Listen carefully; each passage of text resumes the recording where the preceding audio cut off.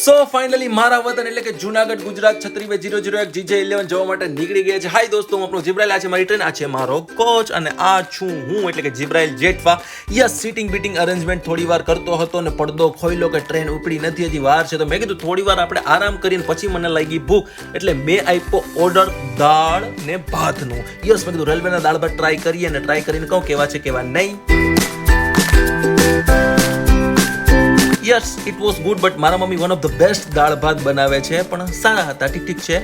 પછી ત્યાં જ થઈ ગઈ ટ્રેન રવાના, એટલે મુંબઈ લોકલને કહી દીધું બાય બાય, હમે રાય પ્યાર કે ફિર મિલેંગે ચલતે ચલતે. ને પછી પાછા ખાખા ખોલા કરવાની ઈચ્છા થઈને મેં કીધું ટ્રેનનું ટોયલેટ તો જોઈએ ક્લીન છે કે નહીં. મને ક્લીન પહેલા જ જોયો ભાઈ, તો હતું ક્લીન.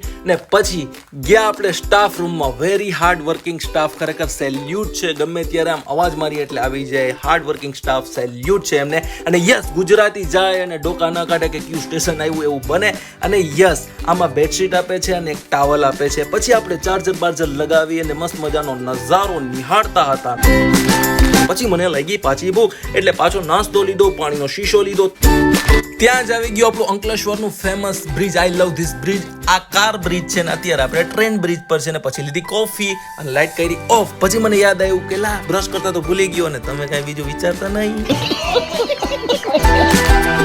ત્યાં જ આપણે પહોંચી ગયા અમદાવાદ કાલુપુર સ્ટેશન ને મને લાગી ભૂખ પાછી. તો મેં કીધું સેન્ડવિચ તો ખાવું જ પડે ને. ભાઈ ભરી ભરીને ચીઝ નાખતા હતા.